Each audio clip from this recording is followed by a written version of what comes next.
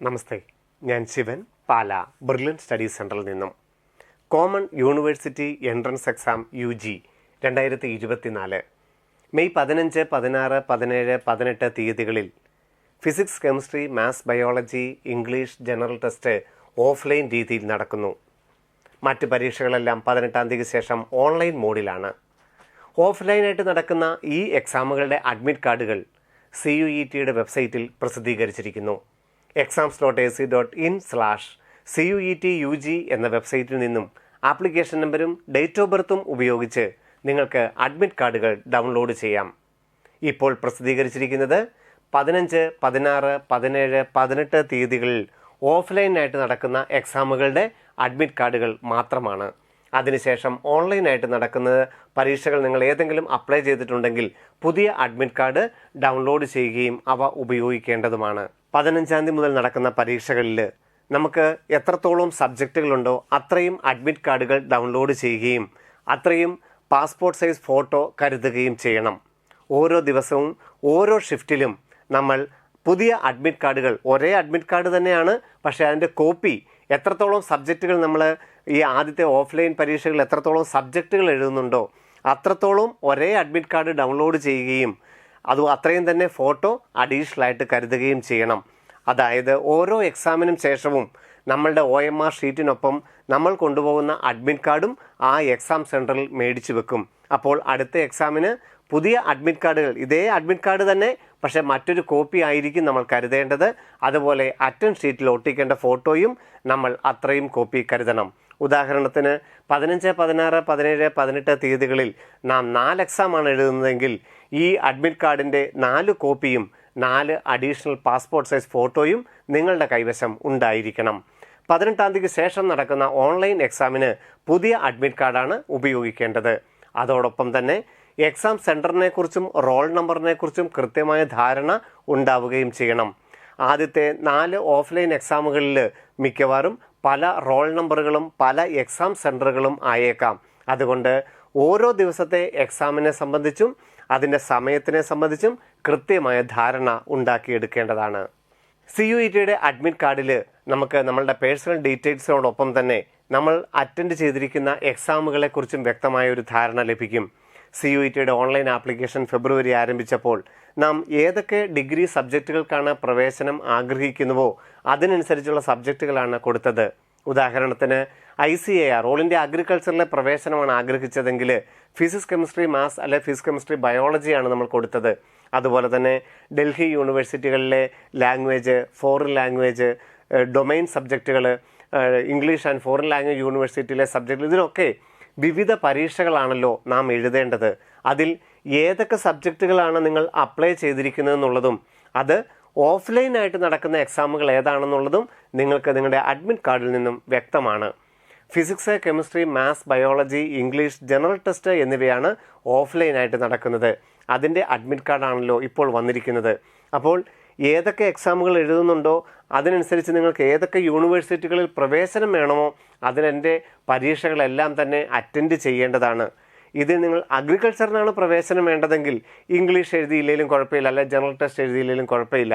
പക്ഷേ അപ്പോൾ നിങ്ങൾക്ക് ഡൽഹി യൂണിവേഴ്സിറ്റികളിലെ ലാംഗ്വേജ് പ്രവേശനം അല്ലെ ഇംഗ്ലീഷ് ആൻഡ് ഫോറിൻ ലാംഗ്വേജ് ഇഫ്ലുവിലെ പ്രവേശനം ഒക്കെ തടയപ്പെടും.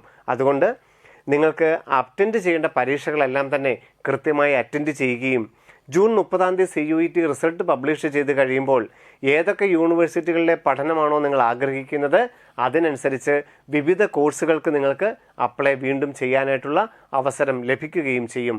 പക്ഷേ പരീക്ഷകൾ, മറ്റ് സബ്ജക്റ്റുകൾ നമ്മൾ അപേക്ഷിച്ചതിനേക്കാളും കൂടുതൽ പരീക്ഷകൾ എഴുതാനായി CUETയിൽ അനുമതി ഉണ്ടായിരിക്കുവാനുള്ള സാധ്യത ഇല്ല. നമുക്ക് ഈ കുട്ടിയുടെ അഡ്മിറ്റ് കാർഡിൽ chemistry, English, general test, physics, maths എന്നിവയാണ് അപ്ലൈ ചെയ്തിരിക്കുന്നതെന്ന് വ്യക്തമാകും. ഇംഗ്ലീഷ് മോഡിലാണ് എഴുതുന്നത്. റോൾ നമ്പർ, ഈ റോൾ നമ്പറുകളെല്ലാം വ്യത്യസ്തമാണ്. ഇതിനകത്ത് 1-2 റോൾ നമ്പറുകൾ കോമൺ ആയിട്ട് കണ്ടേക്കാം. എന്നാലും റോൾ നമ്പർ നിങ്ങൾ കൃത്യമായി മനസ്സിലാക്കുക. ഒന്ന് തന്നെ ആയിരിക്കണമെന്ന് യാതൊരു നിർബന്ധവുമില്ല. ഇവിടെ തന്നെ നോക്കിയാൽ മനസ്സിലാകും. കെമിസ്ട്രിയുടെ റോൾ നമ്പർ അല്ല ഇംഗ്ലീഷിൻ്റെ അല്ല ജനറൽ ടെസ്റ്റിൻ്റെത്. എന്നാൽ നമുക്ക് ബാക്കി ഫിസിക്സിനും മാത്തമാറ്റിക്സിനും ഏതാണ്ട് ഒരേ റോൾ നമ്പർ വന്നിരിക്കുന്നത് കാണുകയും ചെയ്യാം. അതുപോലെ തന്നെ എക്സാം ഡേറ്റിനെ കുറിച്ച്, റിപ്പോർട്ടിംഗ് ടൈമിനെ കുറിച്ച് നിങ്ങൾക്ക് വ്യത്യസ്തമായ സമയമായിരിക്കും ഉണ്ടാവുക. അതുകൊണ്ട് അതിനെക്കുറിച്ചും കൃത്യമായൊരു ധാരണ ഉണ്ടായിരിക്കണം. അതുപോലെ എക്സാം സെൻറ്ററുകളും ഒരേ എക്സാം സെൻറ്റർ ആയിക്കൊള്ളണമെന്ന് നിർബന്ധമില്ല. ഈ കുട്ടിക്ക് 15-ാം തീയതി ഒരു എക്സാം സെൻറ്ററും 16-ാം തീയതി മറ്റൊരു എക്സാം സെൻറ്ററുമാണ്. അപ്പോൾ നിങ്ങൾക്ക് ഏതൊക്കെ പരീക്ഷകൾ എഴുതുന്നുണ്ടോ അതിൻ്റെ roll number, exam centre, timing എന്നിവയെക്കുറിച്ച് ആവർത്തിച്ച് നോക്കി കൃത്യമായി ഉറപ്പുവരുത്തേണ്ടതാണ്. അഡ്മിറ്റ് കാർഡിനോടൊപ്പം തന്നെ നമുക്ക് സെൽഫ് ഡിക്ലറേഷൻ, നിങ്ങളുടെ പേര് അതുപോലെ അഡ്രസ്സ് നിങ്ങളുടെ പേന കൊണ്ട് എഴുതിക്കൊണ്ട് പോകേണ്ടതാണ്. സെൽഫ് ഡിക്ലറേഷൻ നിങ്ങളുടെ അഡ്മിറ്റ് കാർഡിൻ്റെ കൂടെ തന്നെ കരുതേണ്ടതായിട്ടാണ്. എല്ലാവർക്കും അഡീഷണൽ ആയിട്ടൊരു പാസ്പോർട്ട് സൈസ് ഫോട്ടോ വേണം. അത് ഓരോ എക്സാമിനും ഓരോ ഫോട്ടോ ആയിരിക്കണം. എക്സാം സെൻറ്ററിൽ നാം എന്തൊക്കെ കൊണ്ടുപോകണം എന്നുള്ളതുകൂടി നോക്കാം. നാം നീറ്റ് എക്സാം എഴുതിയപ്പോൾ നമ്മൾ പേന കൊണ്ടുപോകേണ്ടതില്ലായിരുന്നു. എന്നാൽ CUETക്ക് പേന നമ്മൾ കൊണ്ടുപോകേണ്ടതാണ്. അതുപോലെ വെള്ളം നമുക്ക് ആവശ്യത്തിന് ഉപയോഗിക്കണമെങ്കിൽ വെള്ളവും നമ്മൾ കൊണ്ടുപോകേണ്ടതുണ്ട്. ഫോട്ടോഗ്രാഫ് അഡീഷണൽ ഓരോ പരീക്ഷയ്ക്കും നമ്മൾ കരുതണം. അഡ്മിറ്റ് കാർഡും സെൽഫ് ഡിക്ലറേഷനും നിങ്ങളുടെ കയ്യിൽ ഉണ്ടായിരിക്കണം. അതുപോലെ തന്നെ ഒരു വാലിഡ് ID പ്രൂഫ്, ആധാർ കാർഡോ ആധാർ എൻറോൾമെൻറ്റ് ഫോമോ ഡ്രൈവിംഗ് ലൈസൻസോ അല്ലെങ്കിൽ പാൻ കാർഡോ +2 ഹോൾ ടിക്കറ്റോ ഏതെങ്കിലും വാലിഡ് ഒരു ID പ്രൂഫിൻ്റെ ഒറിജിനലും നിങ്ങളുടെ കൈവശം ഉണ്ടായിരിക്കണം. ഓഫ്ലൈൻ എക്സാം ആയതുകൊണ്ട് റഫർക്ക് ചെയ്യാനായിട്ട് പ്രത്യേക ഷീറ്റുകൾ അനുവദിക്കുന്നതല്ല. ചോദ്യപേപ്പറിൽ തന്നെ അതിനായിട്ടുള്ള നിശ്ചിത സ്ഥലത്തായിരിക്കണം റഫ് വർക്കുകൾ ചെയ്യേണ്ടത്. പരീക്ഷയ്ക്ക് ശേഷം OMR ഷീറ്റും ഓരോത്തിൻ്റെയും ഹോൾ ടിക്കറ്റും അതാത് ഇൻവിജിലേറ്ററിനെ തിരികെ ഏൽപ്പിക്കേണ്ടത് കാൻഡിഡേറ്റിൻ്റെ തന്നെ ഉത്തരവാദിത്വവുമാണ്. സെൻട്രൽ യൂണിവേഴ്സിറ്റി പഠനം എഞ്ചിനീയറിംഗിൻ്റെയും മെഡിക്കലിൻ്റെയും റിസർച്ചിൻ്റെയും പഠന സാധ്യതകൾക്കൊക്കെ അപ്പുറം നമുക്ക് സെൻട്രൽ യൂണിവേഴ്സിറ്റിയുടെ ഡിഗ്രി പഠനം ഓരോ വിദ്യാർത്ഥികളെ സംബന്ധിച്ചോളം ഓരോ സബ്ജക്റ്റുകൾ പഠിക്കാൻ, ഓരോ ലാംഗ്വേജുകൾ പഠിക്കുവാൻ ഏറ്റവും നല്ല അവസരമാണ്. ഏതാണ്ട് 250ഓളം സെൻട്രൽ യൂണിവേഴ്സിറ്റികളിൽ 52ഓളം ഗവൺമെൻറ്റിൻ്റെ തന്നെ നേരിട്ടുള്ള ഭരണത്തിൻ്റെ കീഴിലുള്ള സെൻട്രൽ യൂണിവേഴ്സിറ്റികളുണ്ട്. ഡൽഹിയും ഹൈദരാബാദും പോണ്ടിച്ചേരിയും തമിഴ്നാടും കർണാടകയും ഇഫ്ലുവും എല്ലാം. അങ്ങനെ അവനവൻ ആഗ്രഹിക്കുന്ന ഏതൊരു പ്രോഗ്രാമിനും, അത് ലാംഗ്വേജ് ആണെങ്കിലും ഫോറിൻ ലാംഗ്വേജ് ആണെങ്കിലും മറ്റ് സബ്ജക്റ്റുകളാണെങ്കിലും ഏത് മേഖലയിലും നിങ്ങൾക്ക് ഡിഗ്രി പഠനത്തിന് പ്രവേശനത്തിന് ഉതകുന്നതാണ് CUET common university entrance exam.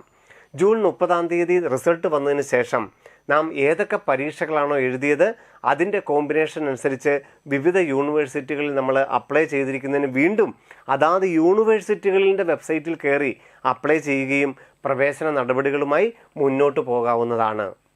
18-ാം തീയതി വരെയുള്ള ഓഫ്ലൈൻ രീതിയിൽ നടക്കുന്ന പരീക്ഷകളുടെ അഡ്മിറ്റ് കാർഡാണ് ഇപ്പോൾ റിലീസ് ചെയ്തിരിക്കുന്നത്. നാം പറഞ്ഞുവല്ലോ, 18-ാം തീയതിക്ക് ശേഷം നടക്കുന്ന ഓൺലൈൻ മോഡിലുള്ള പരീക്ഷകൾക്കായിട്ടുള്ള അഡ്മിറ്റ് കാർഡുകൾ ഏറ്റവും അടുത്ത ദിവസം തന്നെ CUETയുടെ വെബ്സൈറ്റിൽ പ്രസിദ്ധപ്പെടുത്തും. അഡ്മിഷൻ സംബന്ധിച്ചുള്ള വിവിധ നടപടികൾ ബുള്ളൻ യൂട്യൂബ് ചാനലിൽ അതാത് സമയങ്ങളിൽ അപ്ലോഡ് ചെയ്യുന്നതാണ്. നന്ദി, നമസ്കാരം. എൻട്രൻസ് സംബന്ധമായ വാർത്തകളും അപ്ഡേഷനുകളും ഏറ്റവും വേഗം ആധികാരികമായി അറിയാൻ ബ്രില്യൻ സ്റ്റഡി സെന്റർ പാല യൂട്യൂബ് ചാനൽ സബ്സ്ക്രൈബ് ചെയ്യുക. ബെൽ ഐക്കൺ അമർത്തുക. ഈ വീഡിയോ മറ്റ് സുഹൃത്തുക്കളിലേക്കും ഷെയർ ചെയ്ത് നൽകുക.